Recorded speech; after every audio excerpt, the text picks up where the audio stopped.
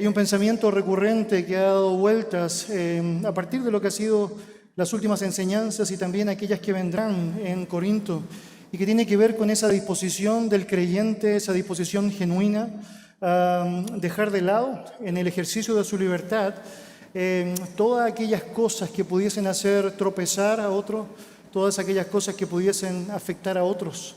Estamos hablando específicamente de esa disposición de poder no ejercer el derecho que eventualmente podemos tener para realizar diferentes, es decir, prácticas o acciones, pero que por amor a mi hermano estoy dispuesto a dejar de llevar a cabo. Y el capítulo 8 de Corinto precisamente ha sido una oportunidad de parte de nuestro Dios para enseñarnos eso. El apóstol Pablo está mostrando con su propio ejemplo la disposición que tiene de aún convocarse a sí mismo, diciendo, si comer carne va a afectar a mi hermano, bueno, no voy a comer carne sacrificada jamás, jamás.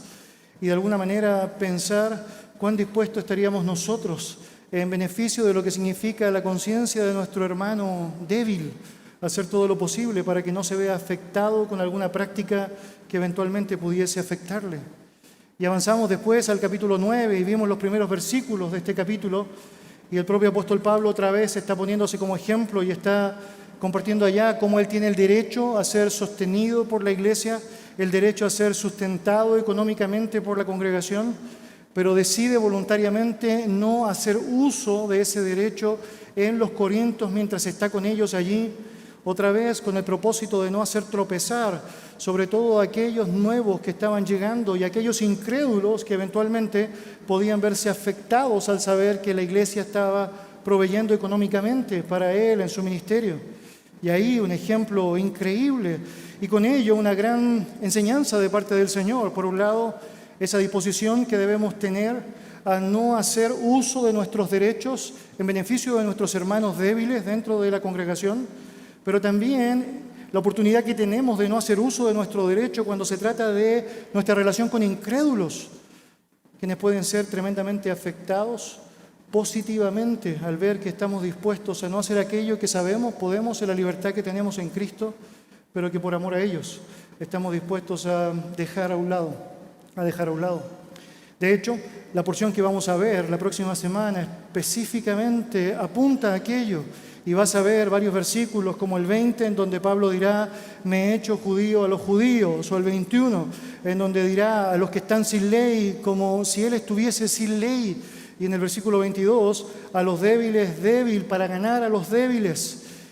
¿Y con qué propósito? Bueno, precisamente en el mismo capítulo él va a decir, para que de todos modos salve alguno. Mis queridos, esa verdad, esa disposición tiene que ser asimilada firmemente por nosotros. Las relaciones se enfrentan de una manera diferente cuando entendemos bien esto, el privilegio de, en el uso de nuestra libertad, negarnos a usar nuestros derechos por el beneficio de otro. En términos de simple frase, podría decir perder para terminar ganando, estar dispuesto a lo que significa la autonegación por amor. Y todo eso, obviamente, algo que puede ser descrito o llamado una actitud admirable, una disposición preciosa que nos manifiesta ante el Señor como creyentes dispuestos a enfatizar lo que es mejor, independiente de lo que sabemos, podríamos hacer, pero que sabemos, por el bien del otro, estamos dispuestos a llevar a cabo. Ahora bien, con eso en mente y vislumbrando lo que será esa llegada a los siguientes capítulos, versículos del capítulo 9 de 1 Corintios, quisiera en esta ocasión tomar una pausa para introducirnos a lo que es este asunto particular. Y qué mejor ejemplo que el del propio Señor Jesucristo, mirando allá cómo Él estuvo dispuesto a hacer exactamente aquello que hemos estado compartiendo en esta pequeña introducción, de estar disponible para dejar afuera el uso de su derecho para beneficio de los demás, para beneficio de su audiencia. Acompáñeme, por favor, en su Biblia a Mateo capítulo 17. Mateo capítulo 17.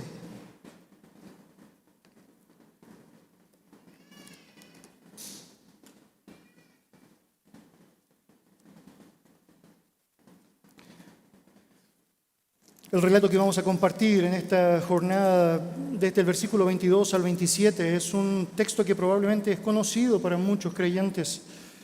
Es un texto que de alguna u otra manera no deja de ser sorprendente cuando miramos todo lo que está implicado allá, pero que no siempre estamos meditando en él a partir de esta tremenda enseñanza, esta tremenda oportunidad que el Señor nos da de darnos su propio ejemplo para que sigamos sus pisadas y para que estemos disponibles para ver cuán importante, cuán valioso es, cuán precioso es estar dispuestos a actuar como un cristiano debe actuar en toda la manera de vivir, en todo el contexto donde el Señor nos ha permitido estar.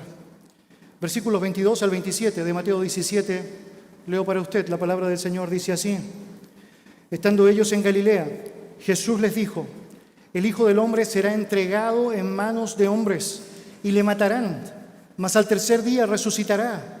Y ellos se entristecieron en gran manera. Cuando llegaron a Capernaum, vinieron a Pedro los que cobraban las 2 dracmas y le dijeron: ¿Vuestro maestro no paga las 2 dracmas? Él dijo: sí. Y al entrar él en casa, Jesús le habló primero diciendo: ¿Qué te parece, Simón? ¿Los reyes de la tierra, de quiénes cobran los tributos o los impuestos? ¿De sus hijos o de los extraños? Pedro le respondió: de los extraños. Jesús le dijo: luego los hijos están exentos. Sin embargo, para no ofenderles, ve al mar y echa el anzuelo, y el primer pez que saques, tómalo, y al abrirle la boca hallarás un estatero. Tómalo y dáselo por mí y por ti. Acompáñame en oración. Dios y Padre amado, te damos muchas gracias por poder tener este tiempo alrededor de su palabra, Señor. Gracias por enseñarnos tanto, Padre, por tu disposición permanente que podamos saber de tu palabra, Señor, y por medio de ella conocerlo, Padre, a usted. Sabemos, Padre amado, el privilegio hermoso que significa el poder estar aprendiendo de lo que significa su carácter, contemplando su grandeza y apreciando, Señor, lo que significa las maravillas de su ley, que alumbran nuestro entendimiento, que nos dan un sentido correcto de lo que significa la verdad y que nos estimula a poder hacer aquello que es propicio por el beneficio de tu gloria, pero también por la conveniencia práctica que significa para nuestra propia vida y nuestra relación con usted y con el mundo en el cual usted nos ha puesto, en el cual usted nos ha dejado inmersos. Padre, te damos tremendas gracias por poder ir a esta porción, poder contemplar la grandeza de Jesucristo, su poder, y poder apreciar la maravilla de no solo aquello que es tremendamente llamativo a nuestros ojos, los milagros que puede realizar, sino también contemplar la maravilla de su corazón, las acciones que están contenidas en su carácter, en su esencia, en lo que significan sus propios atributos.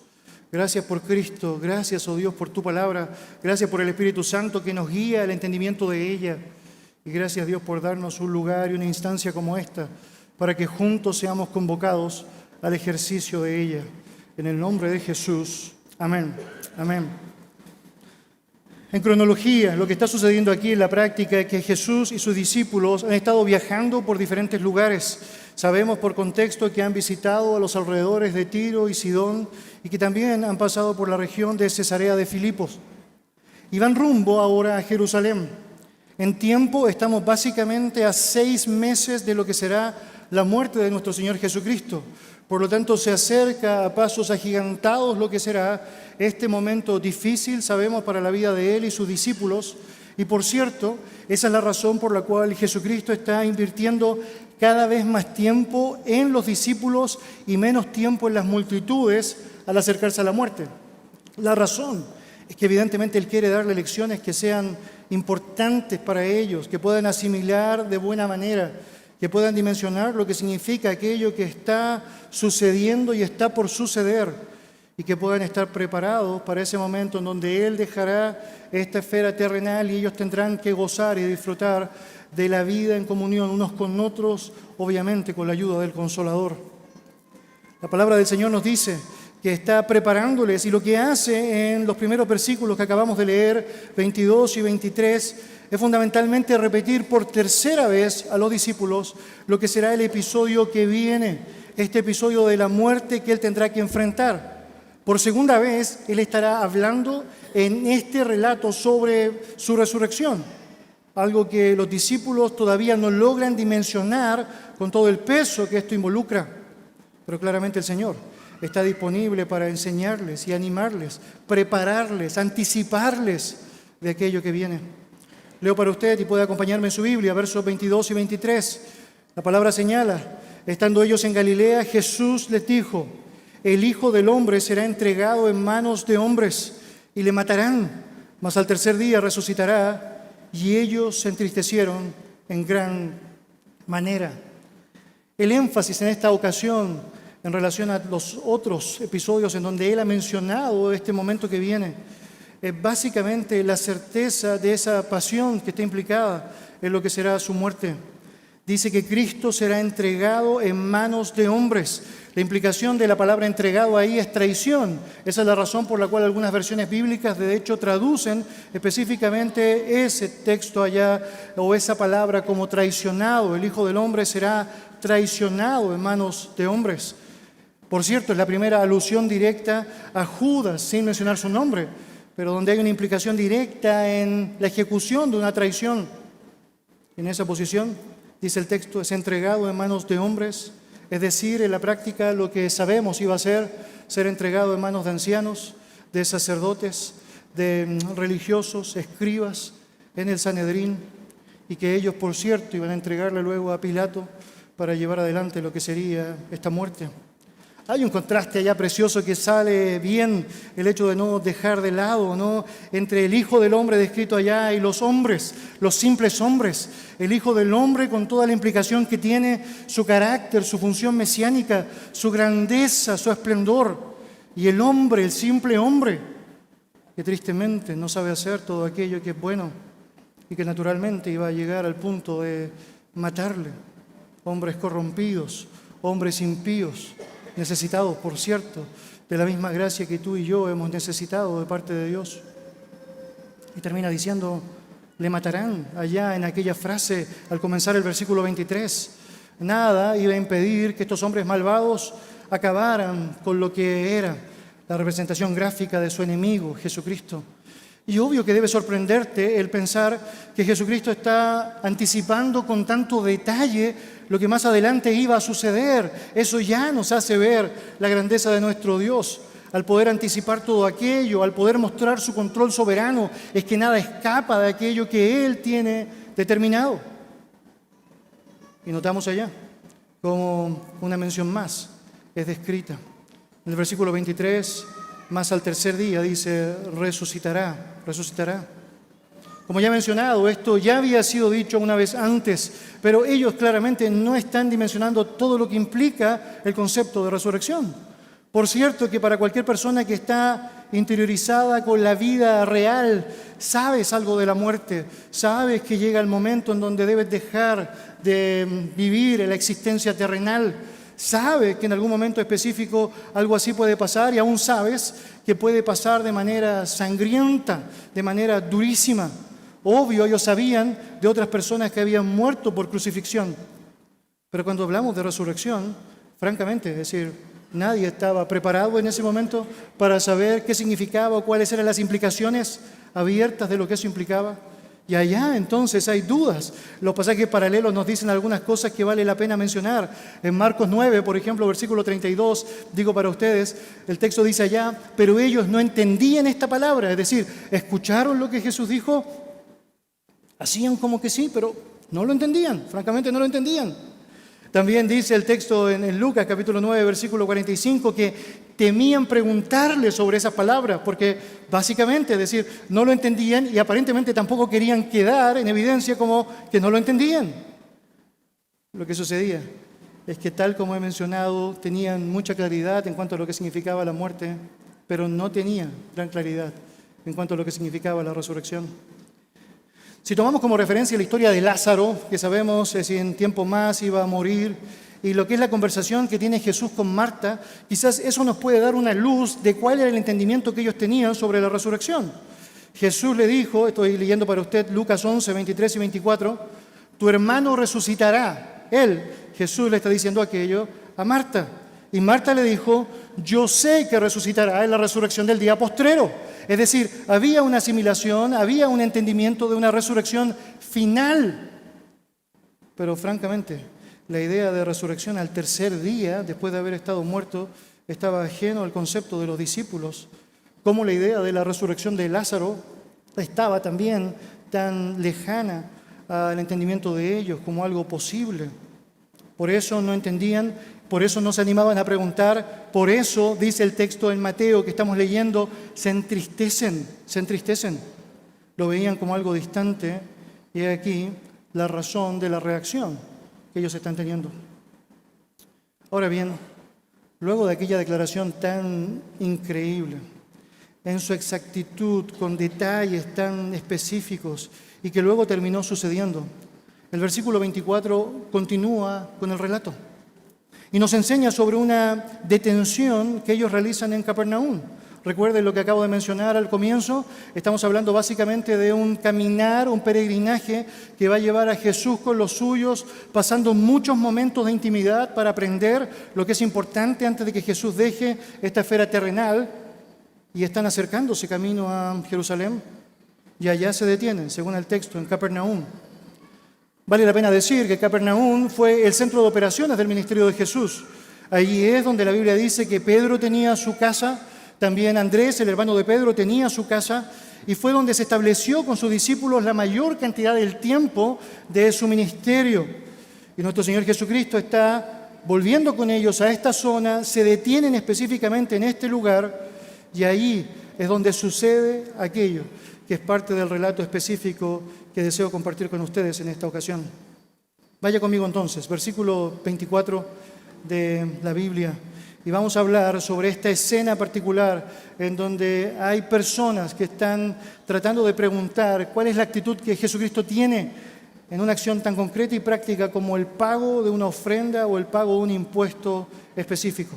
Tenemos allá la reclamación del pago. El texto dice lo siguiente: cuando llegaron a Capernaum, vinieron a Pedro los que cobraban las 2 dracmas y le dijeron: vuestro maestro no paga las 2 dracmas.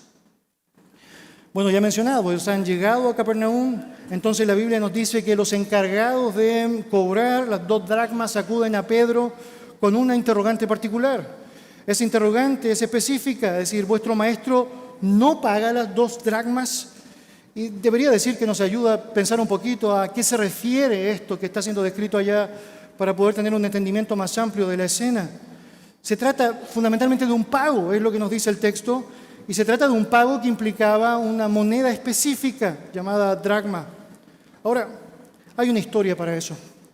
Cuando se construyó el tabernáculo en el desierto, allá en el Antiguo Testamento, Dios estableció que la manera para obtener lo necesario para su mantenimiento era que los hombres mayores de 20 años se iban a encargar de entregar una cuota específica que era en particular lo llamado como medio siglo, para poder con eso tener lo necesario para lo que sería la reparación, la corrección, es decir, la ayuda del mantenimiento y aún la ayuda de aquellos que estaban encargados de llevar adelante el cuidado del tabernáculo. El precedente de Éxodo, capítulo 30, versículos 11 al 16, nos da una luz con respecto a esto que había sido normado por Dios. El texto bíblico dice así: esto dará a todo aquel que sea contado medio siglo, conforme al siglo del santuario. Este siglo es de 20 geras. La mitad de un siglo será la ofrenda a Jehová. Todo el que sea contado de 20 años arriba dará la ofrenda a Jehová. Ni el rico aumentará, ni el pobre disminuirá del medio siglo, cuando dieren la ofrenda a Jehová para hacer expiación por vuestras personas. Y tomarás de los hijos de Israel el dinero de las expiaciones, y lo darás para el servicio del tabernáculo de reunión, y será por memorial a los hijos de Israel delante de Jehová para hacer expiación por vuestras personas. La Biblia nos dice entonces que había una norma que había sido establecida. Aquellos contados varones mayores de 20 años debían entonces entregar medio siglo para lo que sería el mantenimiento, una ofrenda de expiación. Es como considera el texto allá, por sus propias personas, dice el texto. Es como la habilitación para lo que significaba el pago de su propia responsabilidad para el sostenimiento de este lugar.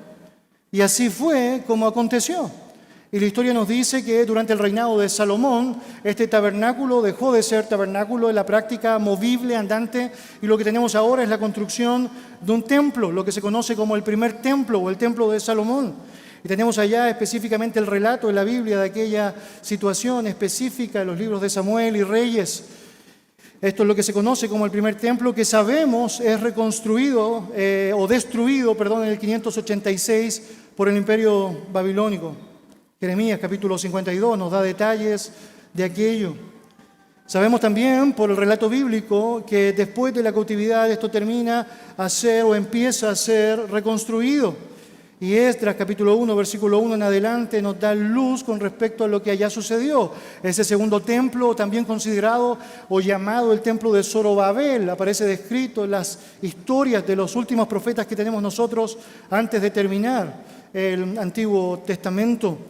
Y ahí tienes una realidad en donde los judíos que están volviendo de la cautividad están contribuyendo para lo que es la construcción o la reconstrucción de este templo, que obviamente no tenía la misma gloria, el esplendor que el templo de Salomón, porque entre otras razones ellos no tenían como judíos los mismos recursos, la misma bendición económica que se tuvo en el tiempo de Salomón.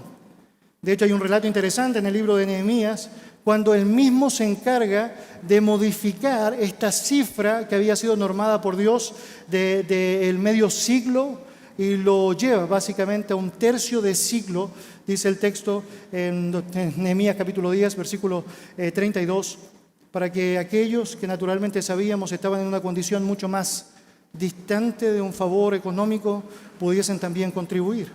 Pero al principio estaba allá, debían hacerlo y una vez al año estaban contribuyendo con lo que sería el mantenimiento de este templo. La historia nos dice que más adelante este templo fue renovado. El 19 antes de Cristo comenzó todo eso y Herodes está encargado de hacer esta tarea. De alguna manera él desea congraciarse con los judíos y naturalmente quiere arrogarse la gloria de lo que implica. Y el templo francamente es impresionante y alude a las escenas más cercanas que tenemos nosotros de lo que significa este templo. Y el medio siglo siguió siendo ahora otra vez establecido como la norma que debía ser asumida por el pueblo de Israel para contribuir para el mantenimiento de este templo, que por cierto implicaba de gran ayuda. Permíteme citar unas palabras del historiador William Berkeley que hace referencias directas a lo que significaba este episodio particular y en la razón de esta ofrenda específica. Él dice: el templo de Jerusalén tenía unos gastos de mantenimiento elevadísimos. En todos los sacrificios de la mañana y de la tarde se ofrecía un cordero de un año con vino, harina y aceite. El incienso que se quemaba todos los días tenía que comprarse y prepararse. Había que reponer con frecuencia las cortinas y las ropas de los sacerdotes, que eran caras, y las vestiduras del sumo sacerdote, que costaban no menos que el rescate de un rey. Todo esto suponía muchísimo dinero. Por lo tanto, el impuesto tenía sentido, era necesario para poder mantener y preservar lo que significaba aquel templo y el mantenimiento necesario de este. El método de cobro estaba cuidadosamente regularizado, organizado. El día primero del mes de Adar, que corresponde básicamente a nuestro marzo, se anunciaba en todos los pueblos y aldeas de Palestina que había llegado el tiempo de pagar el impuesto. Había un anuncio y en marzo, así como nosotros, había que pagar. Y llegaba el momento en donde ellos se preparaban, eran anunciados para eso, y el día 15 de ese mismo mes se instalaban puestos en diferentes lugares, en todos los pueblos y las aldeas, donde se pagaba directamente este impuesto. Si no se pagaba antes del 25 de Adar o marzo, tenían entonces las personas que ir directamente al templo de Jerusalén para hacer este pago. Dicho todo eso, lo que tenemos entonces acá es básicamente una ofrenda obligatoria, que era parte de la norma que Dios había establecido para el cuidado, que había sido llevada adelante en la historia del pueblo de Israel, tanto en el tabernáculo como en el templo, teniendo un pequeño descenso en su cobro en el tiempo de Nehemías, para luego volver a restablecerse en el tiempo del templo de Herodes. Por cierto, el cobro de esto, con todo lo que implicaba, necesitaba la autorización de Roma. Recuerda que están bajo la autoridad del Imperio Romano, por lo tanto cualquier cobro público que se hacía aún fuera de las dimensiones del templo y dentro de las dimensiones del templo tenía que ser aprobado por Roma como un impuesto aprobado, aceptado, reconocido como tal, y obviamente con el peso que implicaba también Roma el incumplimiento de esto. Entonces, es precisamente sobre este pago del cual se está refiriendo acá. Medio siglo es básicamente la equivalencia a las 2 dracmas que aparecen descritas en nuestro relato. Quizás una cosa más que debo mencionar, no existe la moneda de 2 dracmas, existía básicamente la de 4 dracmas, por lo tanto allá algo importante para considerar a medida que avanzamos en el relato, para que puedas tener un concepto allá bien claro de lo que será lo que va a suceder. Entonces, es sobre este pago. Este pago específico es el que está siendo descrito acá por estos cobradores a Pedro. Y le están preguntando a él, Pedro, es decir, Jesús, ¿paga o no paga este impuesto? ¿Paga o no paga estas 2 dracmas que son requeridas y solicitadas? Deberíamos decir que no nos dice el texto por qué le preguntan a Pedro y no le preguntan directamente a Jesús, que es algo interesante que puede surgir como una pregunta. Tampoco nos dice el texto cuál era la motivación de estos hombres al hacer la pregunta. Podríamos deducir o pensar que eran como los otros religiosos que estaban tratando básicamente de buscar alguna razón para hacer caer a Jesús una trampa, pero no nos dice el texto aquello. Lo que sí nos señala es que hay una duda, que por cierto es una duda razonable frente a un impuesto que era asumible para cualquier judío. Entonces ahora llega el momento en donde Pedro necesita responder. Y cuando estás en tu Biblia, notas allá el versículo 25 al comenzar, como Pedro inmediatamente frente a la pregunta que ellos hacen, dice, sí. Y hermanos, es decir, no sabemos, es decir, la razón por la cual Pedro dice sí. Eventualmente puede ser porque Pedro ha visto a Jesucristo pagar ese impuesto antes, han compartido ya durante 3 años, por lo tanto es evidente que puede haber tenido nociones de Jesús pagando este impuesto. Puede ser que diga sí, porque puede haber recordado las palabras de Jesús que decía que vino a cumplir toda la ley y esto estaba establecido dentro de las normas que Dios había dejado. Por lo tanto, era obvio para él saber, asimilar que Jesús iba a cumplir con aquello. Y aunque no tenemos los detalles, lo cierto es que con firmeza él puede responder a eso y acto seguido, dice el texto, entra a la casa. Probablemente es su propia casa, la que había sido el lugar de reunión permanente mientras estaban en Capernaum entre Jesús y sus discípulos. Ahora, es probable que muchos de nosotros quisiéramos que la respuesta de Pedro hubiese sido no lo paga. Y es porque de alguna forma tendríamos una manera de cómo agarrarnos a esta intención de nuestro corazón de evitar ciertos pagos, de evitar ciertos costos, de evitar tener que asumir ciertos compromisos económicos que por lo general generan cierto nivel de dolor. Pero él dice sí. Es obvio que Jesús no era un evasor de impuestos, es obvio que Jesús no iba a ir en contra de aquello que estaba establecido y es obvio que Jesús tenía una buena razón para hacerlo. El siguiente punto de nuestro texto abarca los versículos 25 al 27. La palabra del Señor nos va a hablar sobre la reacción de nuestro Señor. Dice el texto, si me acompaña ya en su Biblia, Él dijo sí. Y al entrar Él en la casa, Jesús le habla primero diciendo, ¿qué te parece, Simón? Los reyes de la tierra, ¿de quiénes cobran los tributos o los impuestos? ¿De sus hijos o de los extraños? Pedro le respondió, de los extraños. Jesús le dijo, luego los hijos están exentos. Sin embargo, para no ofenderles, ve al mar y echa el anzuelo y el primer pez que saques, tómalo y al abrirle la boca hallarás un estatero, tómalo y dáselo por mí y por ti. Notemos la reacción de Cristo. Es impresionante, al entrar Pedro en la casa, inmediatamente es Jesús quien habla primero. Nota, tenemos muchos antecedentes para saber que Pedro es muy impulsivo. De hecho, la respuesta instantánea de Pedro a la pregunta de estos hombres nos habla un poquito de esa impulsividad. Pero en esta ocasión, él no tiene ningún segundo para decir, Jesús, sabes que allá afuera me preguntaron y yo respondí. Jesús es quien inmediatamente está diciendo algo. Y esto es algo impresionante. Es porque nos habla de su omnisciencia, la capacidad específica de poder saber qué es lo que está realmente pasando en el relato, en la historia, en el suceso. Y le pregunta a Pedro su opinión mediante una buena ilustración. Pedro, ¿Qué te parece? Simón, ¿qué te parece? Respóndeme esta pregunta.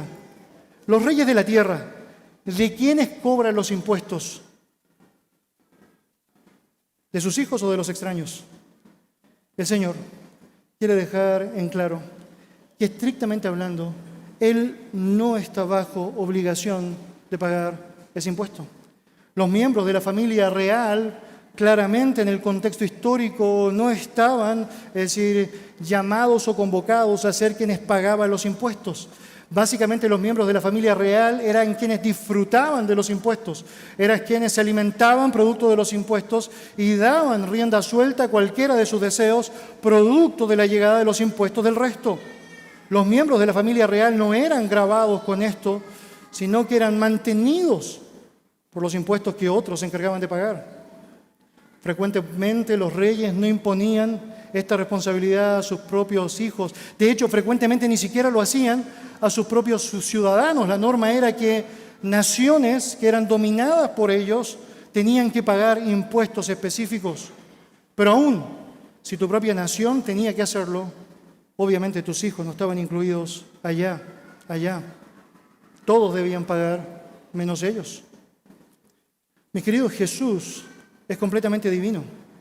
En Él habita corporalmente toda la plenitud de la deidad. Colosenses capítulo 2, versículo 9. Él es el propio Hijo de Dios. Romanos capítulo 8, versículo 32. Y Romanos capítulo 8, versículo 17 dice que Él es heredero del universo. Es sorprendente entonces pensar que bajo la realidad de su persona, de su carácter, de sus atributos, Él tuviese la obligación de pagar algo. No tenía ninguna obligación bajo ese entendimiento de lo que era, de pagar a nada ni nadie.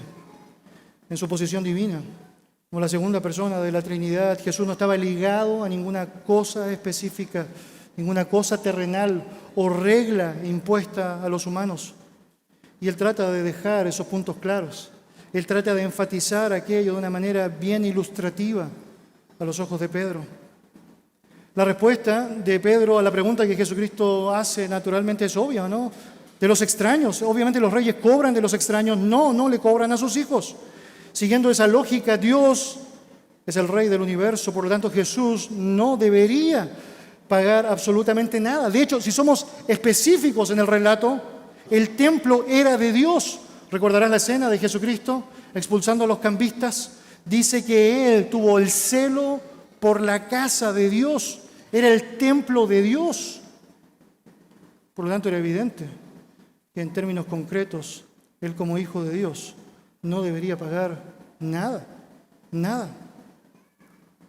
Pero no se queda ahí.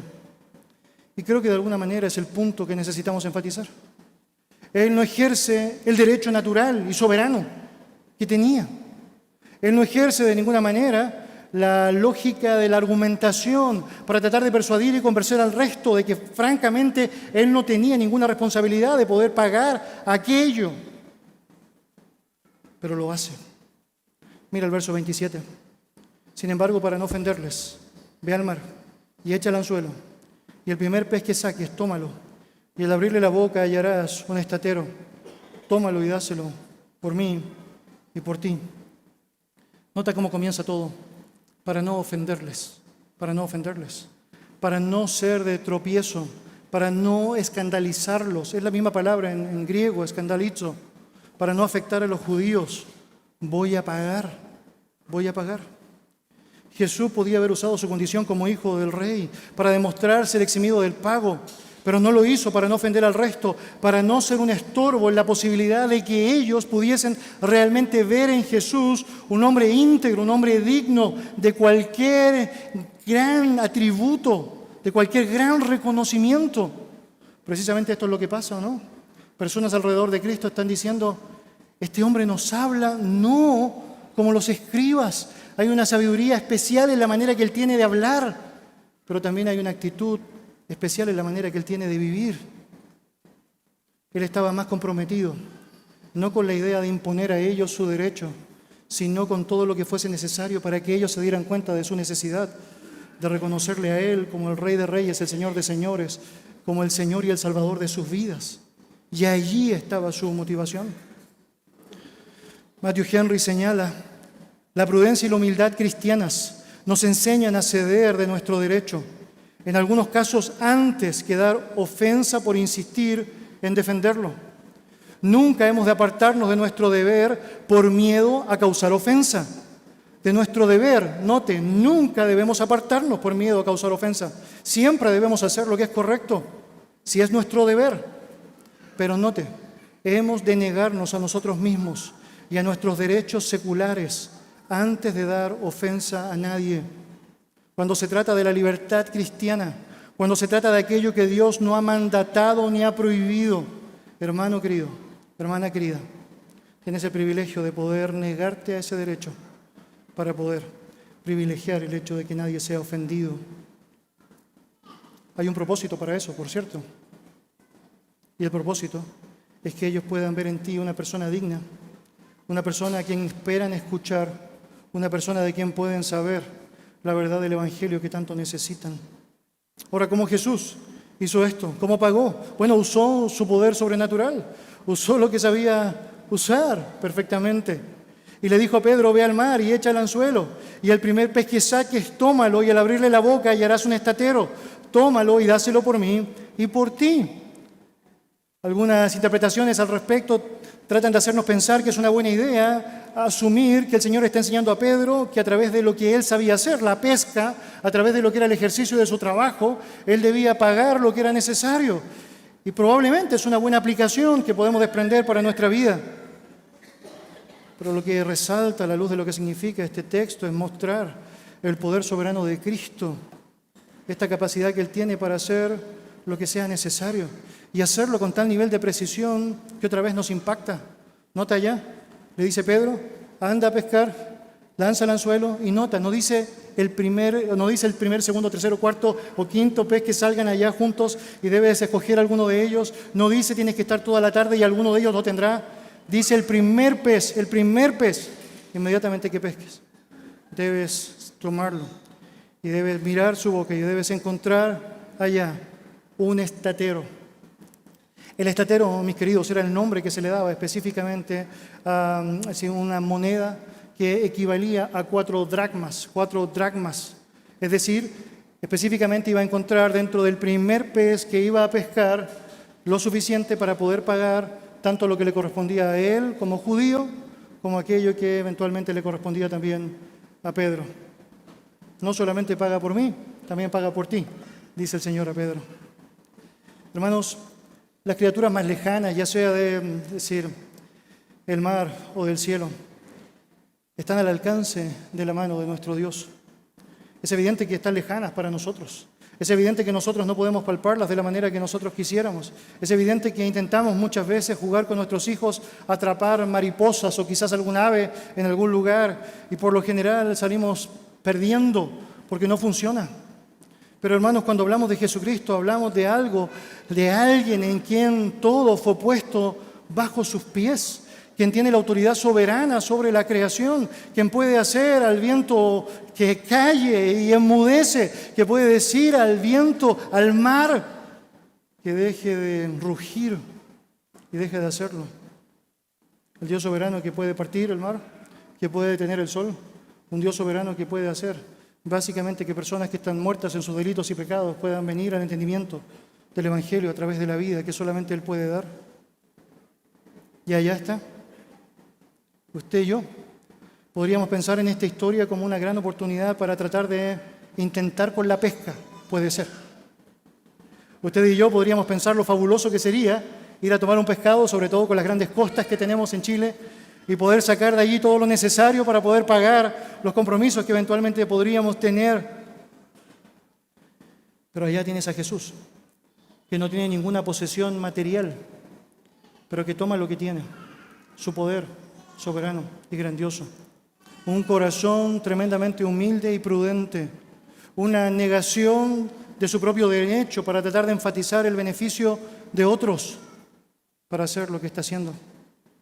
En otras palabras, Pedro le dice a Jesús: anda al mar, tengo un pez que te está esperando y paga a partir del pez. aquello que hay que pagar.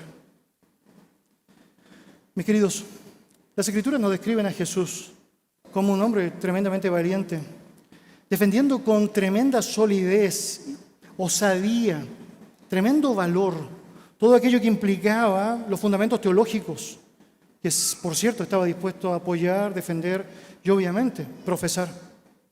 Vemos a un Jesús completamente audaz cuando se trata de defender su relación con el Padre a través de declaraciones tan fuertísimas como esta: yo y el Padre uno somos, que sabemos, al ser escuchadas por parte de los religiosos judíos, fueron convocados estos a querer apedrearle, porque básicamente él se estaba haciendo igual a Dios.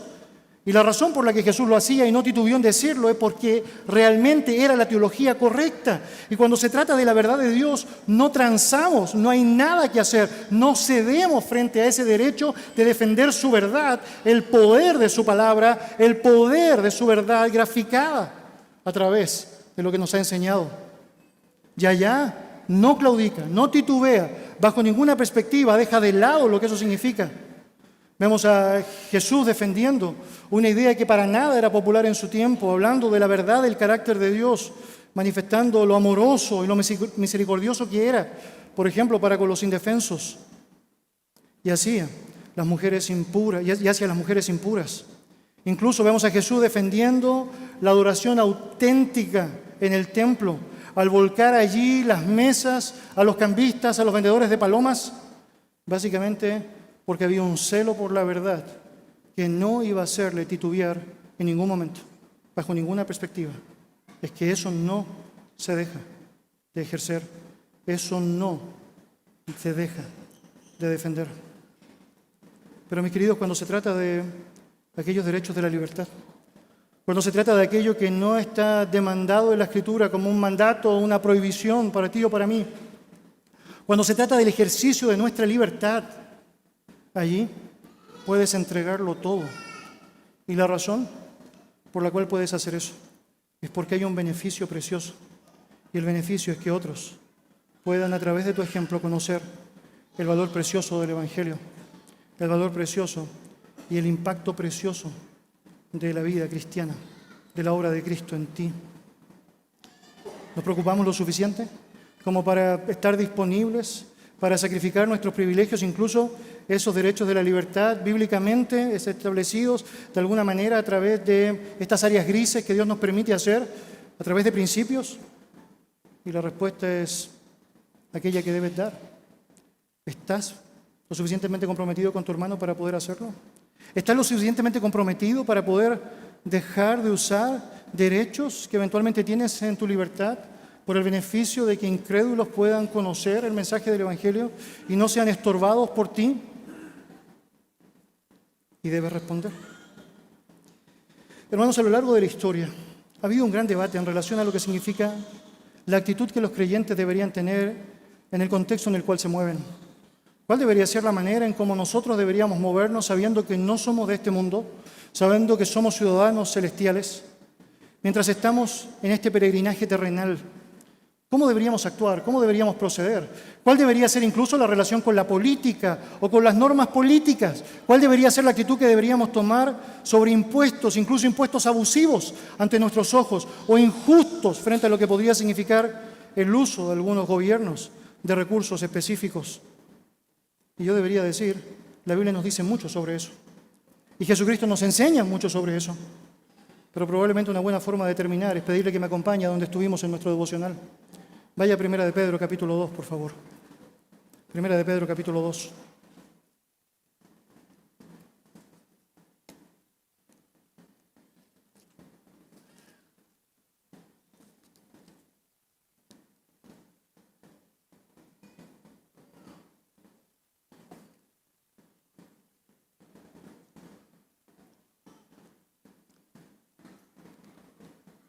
Primera de Pedro, capítulo 2. Voy a dar lectura del versículo 9 en adelante.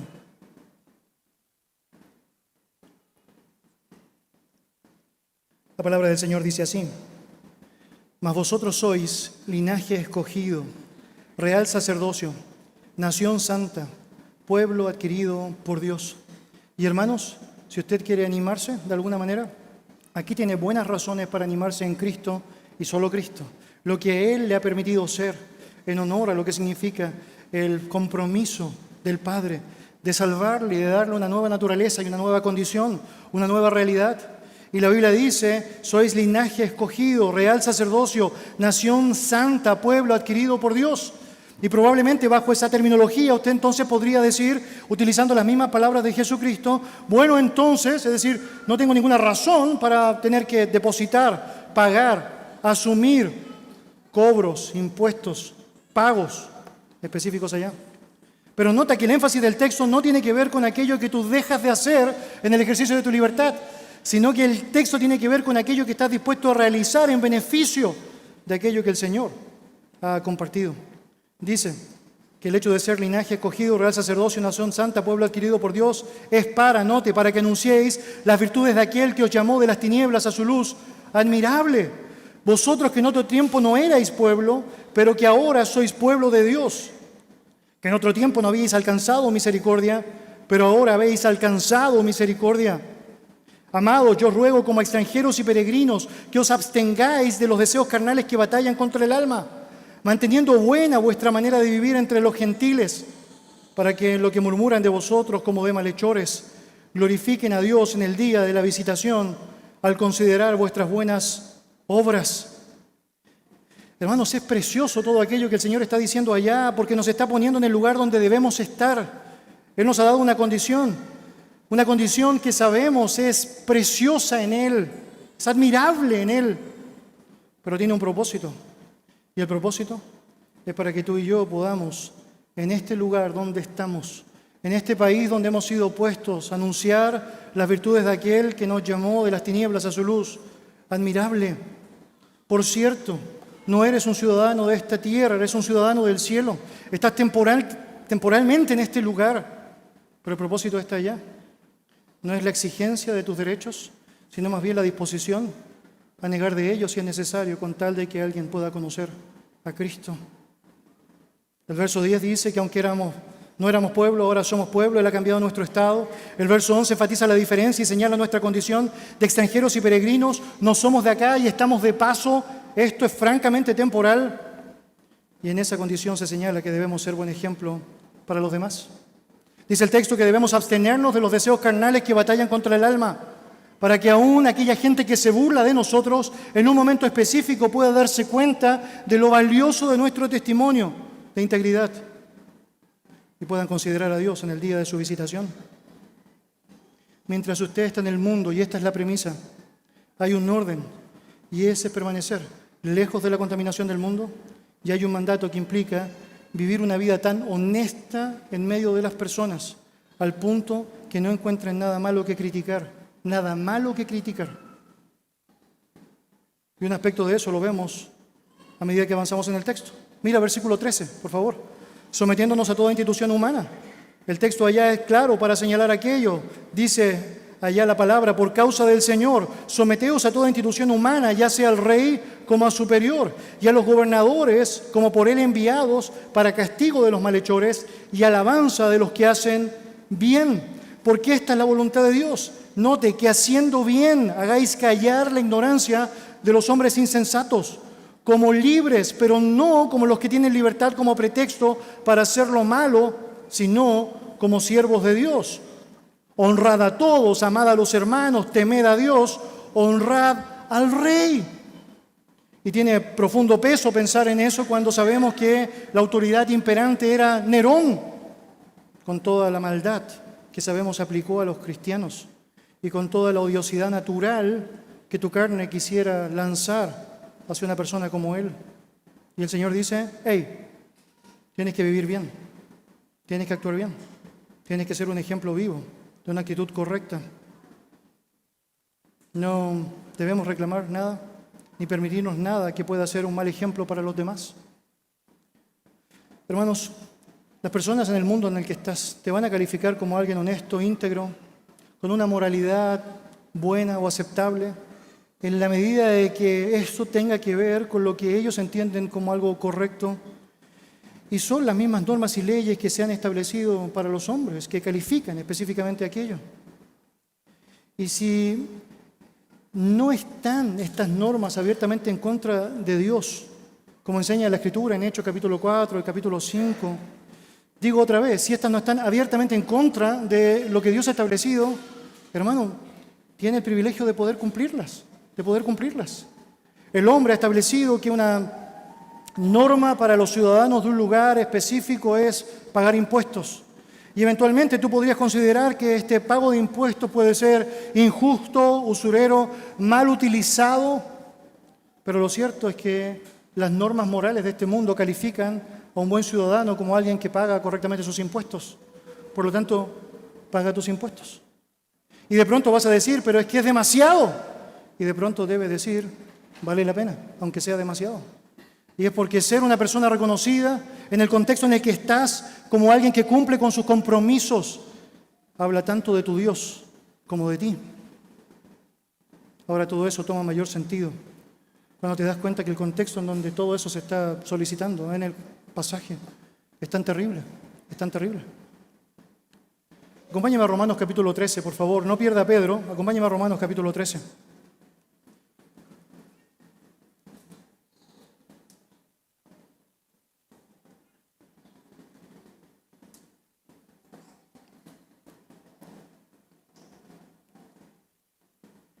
Romanos capítulo 13, un contexto político también complejo para el pueblo cristiano.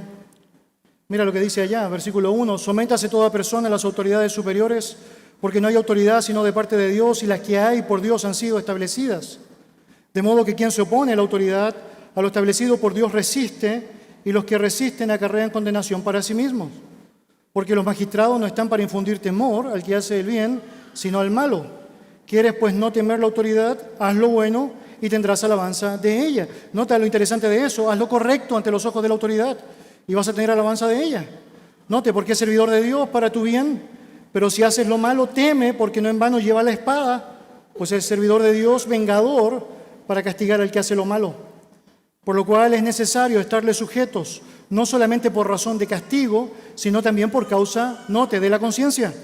Pues por esto, note, versículo 6, pagáis también los tributos, porque son servidores de Dios que atienden continuamente a esto mismo. Note, verso 7, pagad a todos lo que debéis, al que tributo, tributo, al que impuesto, impuesto, al que respeto, respeto, al que honra, honra. Nota, no debáis a nadie nada, nota, sino, ¿qué cosa? El amaros unos a otros, porque el que ama al prójimo ha cumplido la ley. Nota cómo todo esto vuelve al punto correcto. La razón por la cual tú, pudiendo tomar lo que Dios te ha hecho ser, pudiendo tratar de justificar un montón de prácticas a través de la posición que Dios te ha dado, dejas de hacer aquello, es porque básicamente estás pensando en el beneficio de tu prójimo, en la oportunidad de ser conocido como un ciudadano ejemplar que está dispuesto a cumplir lo que es correcto para que otros puedan darse cuenta de que hay una vida correcta y que solo puede ser llevada por quienes tienen correctamente a Dios. Hermanos, el principio que Dios ha establecido es un principio que trasciende todas las esferas de las relaciones. Es evidente que la esfera política, la esfera del pago de impuestos o compromisos económicos es uno de ellos. Y es evidente que independiente de lo que puedes considerar al respecto y lo que tu carne quisiera hacer, Dios establece lo que es mejor. Y la autonegación, el estar disponible para dejar de hacer aquello que en el ejercicio de mi libertad podría dejar de hacer y punto. No me importa. Vale la pena hacerlo, porque lo cierto es que se motiva por el amor correcto para con otros. Vuelve a Pedro, por favor, allá.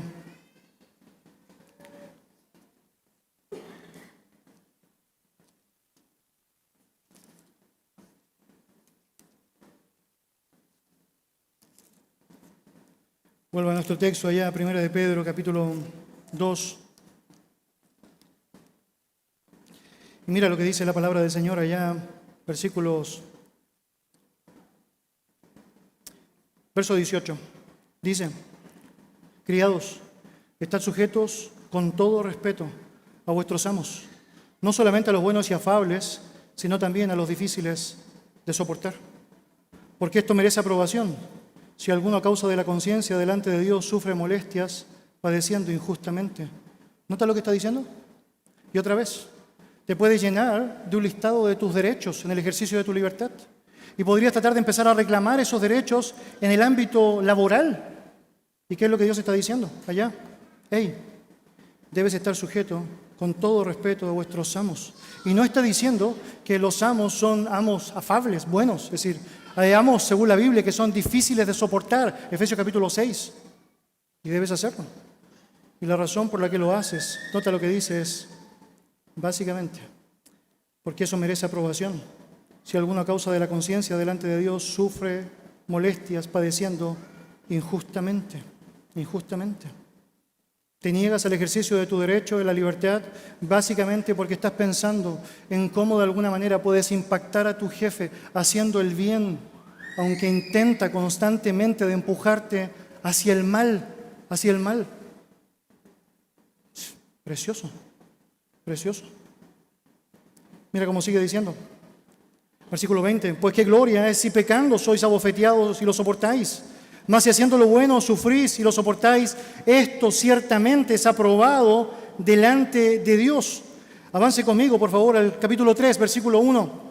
Asimismo, vosotras mujeres, estad sujetas a vuestros maridos, para que también los que no creen en la palabra sean ganados sin palabra por la conducta de sus esposas. Y de pronto te va a pasar, es mi derecho en el marco matrimonial. Y vas a pensar en un montón de situaciones en donde tú quieres decir muchas cosas que bien merecidas se la tiene ese hombre. Pero de pronto no vas a hacerlo y vas a aflorar con un testimonio de santidad, de piedad, porque tienes un fin mayor, se llama amor, y estás dispuesto a negar el propio derecho de tu libertad con tal de amar correctamente, porque el beneficio es mucho mayor, es perder para ganar. Y dice el texto, para que sean ganados sin palabra por la conducta de sus esposas, considerando vuestra conducta casta y respetuosa. Y luego avanzas al versículo 7 y nota lo que dice, vosotros maridos igualmente vivid con ella sabiamente, dando honor a la mujer como a vaso más frágil y como a coheredera de la gracia de la vida, para que vuestras oraciones no tengan estorbo. Y de pronto te sentirás con muchas ganas de querer evitar un montón de cosas y de no hacer un montón de otras. Y el vaso frágil va a ser olvidado y será una tentación recurrente para nuestra carne. Y allá está. No dejas de hacerlo. Empiezas a pensar en lo que Dios espera que hagas. Y empiezas a sostenerte en lo que significa el peso de la comunión correcta con Dios, independiente que estás dejando de lado en el ejercicio de tu libertad derechos en los cuales te podrías sostener. Porque es mucho mejor estar bien con Dios y ser un buen testimonio para otros. Vuelva al capítulo 2, por favor. Versículo 21. Pues para esto fuisteis llamados, porque también Cristo padeció por nosotros, dejándonos ejemplo para que sigáis sus pisadas, el cual no hizo pecado ni se halló engaño en su boca, quien cuando le maldecían no respondía con maldición, cuando padecía no amenazaba, sino encomendaba la causa al que juzga justamente, quien llevó él mismo nuestros pecados en su cuerpo sobre el madero, para que nosotros, estando muertos a los pecados, vivamos a la justicia, y por cuya herida fuisteis sanados. Porque vosotros erais como ovejas descarriadas, pero ahora habéis vuelto al pastor y obispo de vuestras almas. ¿Y ves dónde está? Poniendo el punto esencial del relato del apóstol Pedro. Es el ejemplo de Cristo, es el modelo de Cristo. Esa es la razón por la cual comenzamos con Mateo 17. Es porque es Cristo que nos dio ejemplo para que siguiésemos sus pisadas. Es porque Él, siendo el soberano del cielo y de la tierra, el que podría tener preeminencia por sobre todo, y sabemos que en su gloria evidentemente la tiene, y el que podría haber exigido absolutamente todo del resto y no haber dado nada de Él, estuvo dispuesto a hacerlo. Si Él lo hizo, ¿cuánto más tú y yo deberíamos de estar dispuestos a hacerlo? Hermanos, la historia dice que después de la destrucción del templo de Jerusalén, en el año 70 después de Cristo, Vespasiano, emperador romano, utilizó este medio siglo que los judíos tenían que pagar, estos 2 dracmas, que se pagaban para la mantención del templo y que naturalmente al no tener templo ya era evidente que no era necesario que lo pagaran, como una imposición para que ellos siguieran pagándolo, pero ahora para poder mantener lo que sería la tesorería del templo de Júpiter, el capitolino de Roma, Júpiter. Y yo debería decir, eso suena complejo, ¿no? Es decir, ahora estamos obligados por norma legal de Roma a que tengamos que pagar. Nunca nos gusta pagar, pero al menos estábamos pagando para nuestro propio templo. Pero ahora tenemos que pagar el mismo impuesto para un templo pagano. Y yo creo la historia de Mateo, que fue sin duda leída por los cristianos después del año 70, fue de gran ánimo para saber que independiente de las circunstancias y las situaciones, independiente de lo que puede significar el uso que gobiernos pueden hacer del uso de nuestros impuestos, independiente de lo que mucho que tú estás dando está siendo utilizado para fines deshonrosos, Dios está probando tu corazón y está viendo la manera que tienes de poder actuar como un ciudadano ejemplar, haciendo todo aquello que es demandado hacer y que de una manera específica afecta poderosamente a otros. Dios se encargará de dar justo juicio con aquellos que merecen el justo juicio. Mas nosotros tenemos ahora que vivir de la manera que el Señor espera que vivamos y de una manera preciosa, aguardar que el Señor nos conceda que otros puedan ser alcanzados con el mensaje del Evangelio de Jesucristo y que perdiendo podamos ver el privilegio de ganar a personas, pasar de muerte a vida, reconociendo a Cristo como el único que puede dar sentido a una vida que no se deja llevar por estas adversidades de este mundo tan injusto, cruel y corrupto, sino que puede vivir en este mundo de una manera superior, aferrado a la gracia, el poder, el sustento, la fortaleza y la esperanza del Dios vivo y verdadero, que merece la gloria desde el siglo y hasta el siglo. Vamos a orar. Señor y Dios, te damos muchas gracias por darnos tu palabra, Señor. Gracias por ella. Gracias porque es como una espada que llega hasta lo más profundo de nuestro corazón y nos hace pensar cuántas peleas injustas, muchas veces ante tus ojos injustas, estamos llevando, porque no estamos disponiéndonos, Señor, a hacer lo que tú determinas que es mejor. Cuánta falta de amor muchas veces existe en nuestro corazón, que estamos dispuestos a ni siquiera pensar en aquello que pueda afectar a otros para imponer nuestras propias normas de la libertad en contra, Señor, de todo aquello que tú esperarías que hiciéramos.